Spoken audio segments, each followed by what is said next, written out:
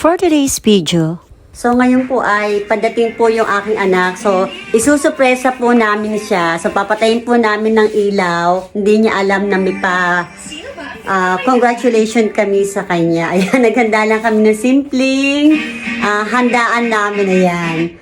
Okay, pagbukas ng ilaw, gugulatin namin siya. Okay, parating na po sila.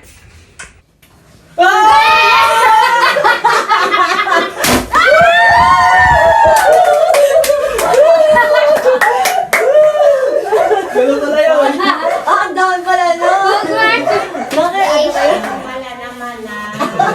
Patay na ang ilaw. Kaya pala napakatahimik. Sino ka na nagbukas ng ilaw? Wait pa, hindi ko mag-inom na yun.